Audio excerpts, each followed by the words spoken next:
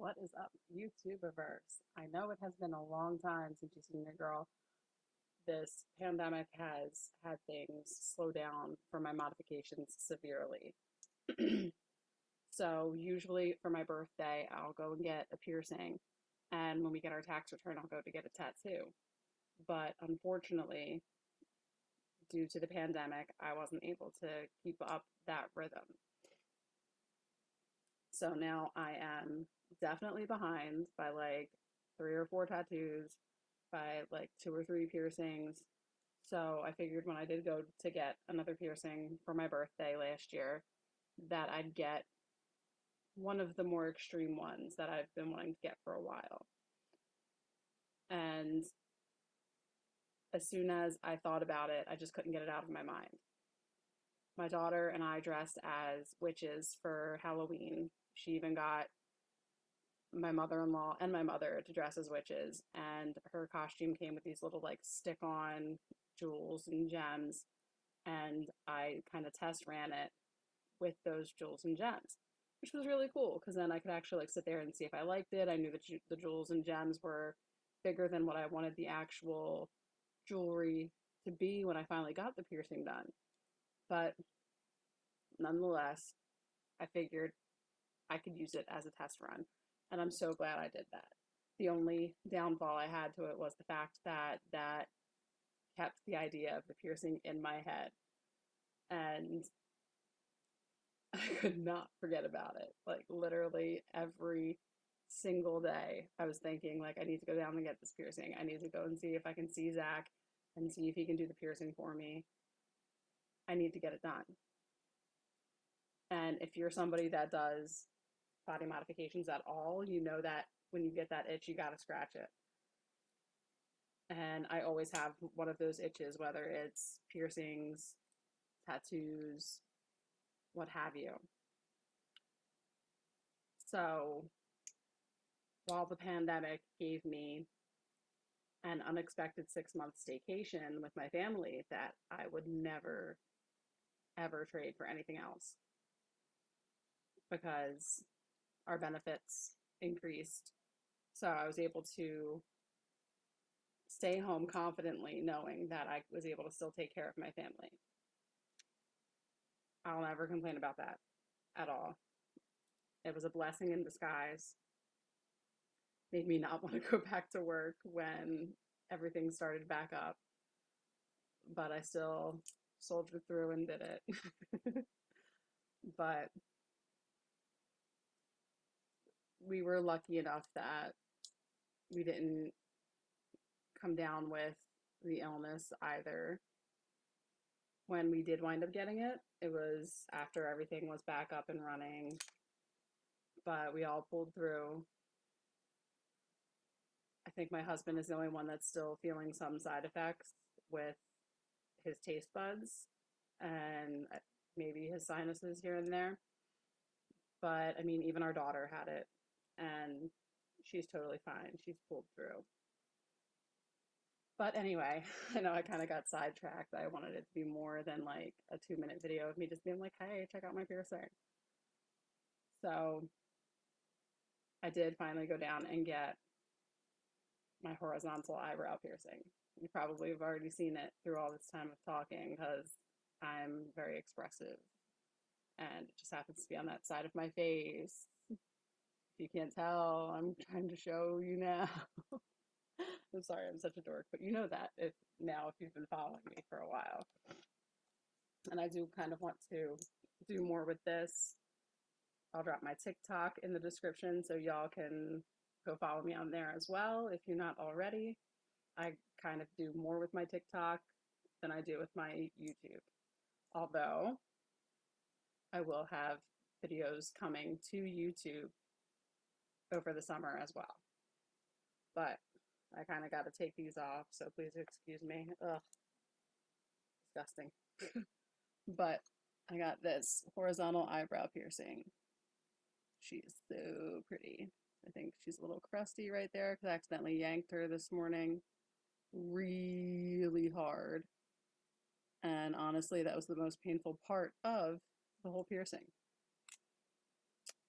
I didn't wind up getting it done by Zach. For some reason, he was off on a usual on day. I did stay in contact with him, send him pictures, let him see how everything went. But instead, I got the lovely Pixie. It was supposed to be done by Jordan, but she had never done this piercing before. I don't think she's had even seen it before.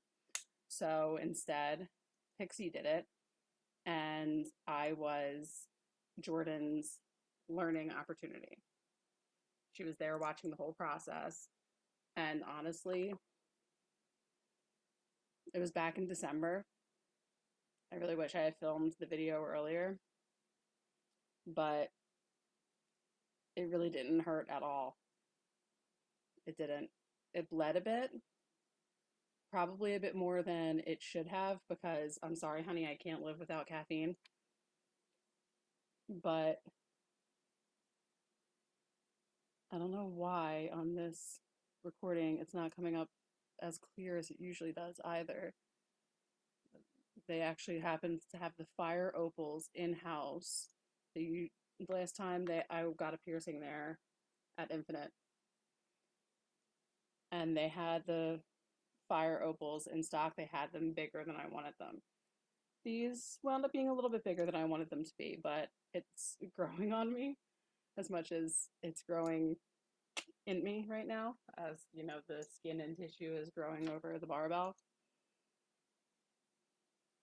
This is what we would call a staple surface piercing, because the bar is like this. So she was able to insert it straight. So more like that, insert it straight, get it through, and then when it came to that side, able to just kind of like flip it up, I guess you could say. Just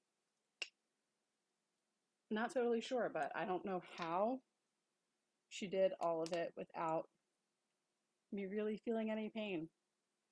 She did warn me that the swelling could be substantial, that there could be bruising, there could be excessive bleeding in the week to follow, but your girl didn't get any of that. Of course, I had the swelling. Kind of hard to tell on this camera if you can still see some of the swelling. Like, of course, right around here it's swollen right now, since, like I said, I kind of yanked it this morning, taking off my nightgown, and just kind of caught it. Oh my god. But it still hurts the tiniest bit. I know I shouldn't be touching it, but like back here doesn't, this one doesn't hurt at all. This is the one I caught on my nightgown this morning, and that hurts the tiniest bit. The tiniest bit.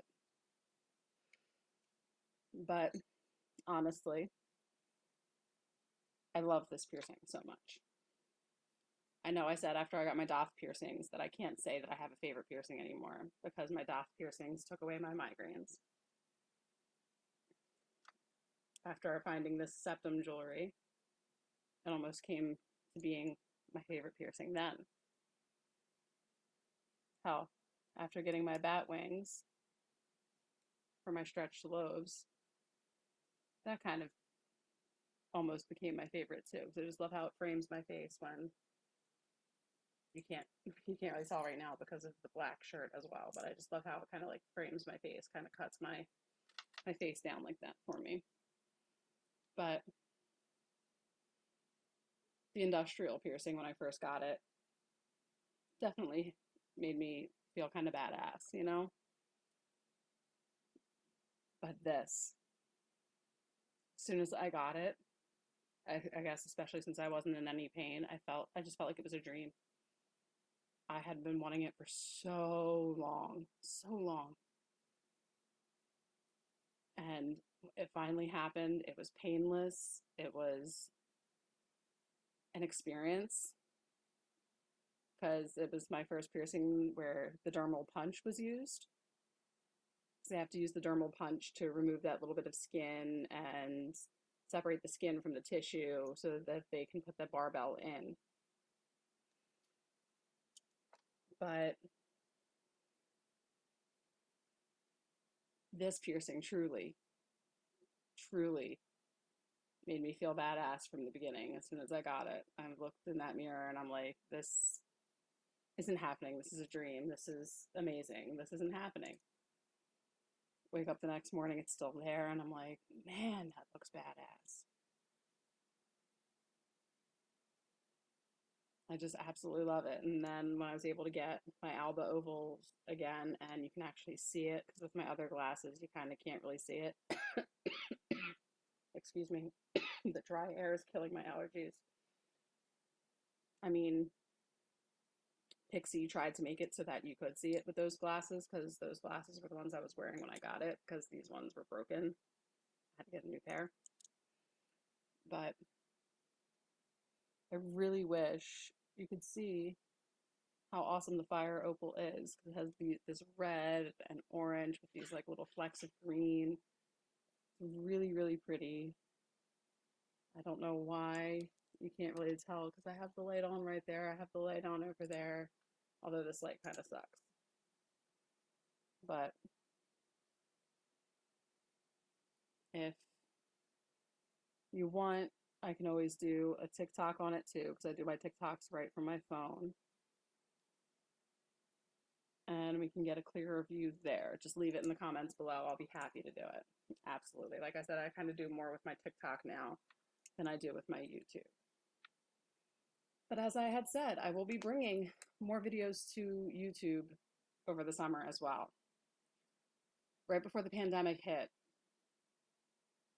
I had bought tickets to a concert. For the past few years, I've been taking my best friend to see Backstreet Boys as a belated birthday present. My best friend is a 4th of July baby, and the concerts would always be like a week and a half after her birthday or somewhere within that time frame. And we would always get the lawn seats at the concert venue we go to, and we're like, who cares? We're there. The Backstreet Boys are literally just right down the lawn, right past the seats. They're literally right there. We can see them on the stage from where we are. We can see them on the screens that they have as well. We're here. We didn't pay that much for the tickets. We're having a ball. But right before the pandemic hit, I turned to my husband and I said, you know what? With my tax return this year, I want to splurge. I want to get my best friend and I front pit tickets to Backstreet Boys. Our dream tickets since we were kids. Since that first time I saw them on late night MTV. And I did it. I bought those tickets. I was out of my head with excitement. Like literally, there's tears in my eyes right now. Then the pandemic hit. The concert was postponed. We looked forward to it for the following year. Saw all the videos of the boys apologizing that they had to postpone the concert, but stating that it was for the fans' health and safety. You can't argue that. Even if you wanted to, even if you tried going on their social medias and bitching about it, whatever, it's not going to do anything. And see that they care that much about us. You can't argue that. But then the next year came and it was postponed again. Again, I'm getting the email, your tickets will still be good. No worries.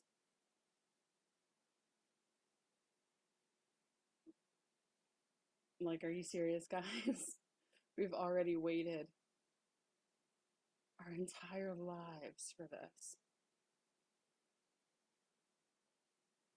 But cases were on the rise again. Counts were off the charts again. I get it. Of course, the little girl inside me is so angry, but I get it. I get it. Then, I think it was last week, I saw a video of a little girl at the Backstreet Boys concert in the front pit freaking out because she got to touch one of their hands. Like, absolutely freaking out. And I'm thinking, that's going to be me and my bestie in July. A couple days later, I get the phone call from the ticket company asking me if my address has changed since it's been 2 years. I told them no, my address is still the same. I greatly appreciate you double checking that. But initially they said that they weren't going to send the tickets out until the week of the show. We're in the end of May right now. The concert's mid-July. I already have the tickets. I sent my best friend a picture blocking the price. She doesn't need to know how much I spent on them. They were a birthday present. But she sends me back all these emojis of just like excitement, crying, talking about how friggin' out of her head excited she is. And I don't think I let it hit me yet. Since we had to be postponed twice. And I'm looking at the tickets and they have the original 2020 date on them.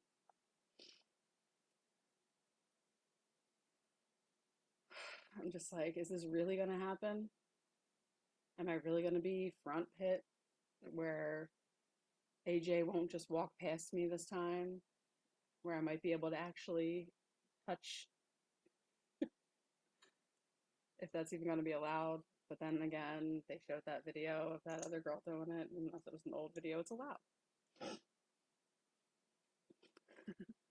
The first time I saw Backstreet Boys, I went with my husband, and he teased me for a long time thereafter because AJ, my favorite in the band, came so close, and then he turned around and walked right back away. But then any videos I do happen to remember to catch in July, I will upload. Then in August, me, my best friend, both our husbands, we're going to go to see Rammstein. And I've never had the opportunity, even close, to be able to go see Rammstein. My husband's not big on concerts, even though, like I said, he went to the other concert with me. So I was all prepped and ready to come home and say to him, hey, it's Rammstein, German metal band. When are we going to get the chance to go see them again? And like really hype him up for it, really see if I could get him interested. And then I walk through the door and tell him, hey, my best friend has this opportunity for us to be able to go see Rammstein. And I didn't have to say anything else. He was like, yeah, let's do it. I was like, I had this whole speech set up for you and you're just game. He's, yeah, it's Rammstein. When are we going to get that chance again? Should have known. We're kind of in each other's heads like all the friggin' time. So yeah, July I'll have Backstreet Boys, front and center. August I'll have Rammstein. I'm not sure where the tickets are in the stadium, but again, I live in America, if you couldn't tell. And they're a German metal band. When is that chance coming around again? We've also been big fans of Rammstein from the first time they played Du Hast on MTV. You know, back when MTV was actually music television. Whatever the hell they're doing with it these days, I don't know. But if you've stuck around with me for this long, you can drop something down in the comments. Let me know. Drop KTBSPA, especially if you know what KTBSPA stands for. All right, YouTubeverse, if you have any more questions about this, also drop them in the comments. If you want me to do the TikTok so you can see it better, drop it in the comments. I will try to link my YouTube or not my YouTube, my TikTok in the bottom for you. I've never actually linked something into my YouTube video, but we'll see how it goes, huh? All right. Peace out. Rock on. Love you. TC.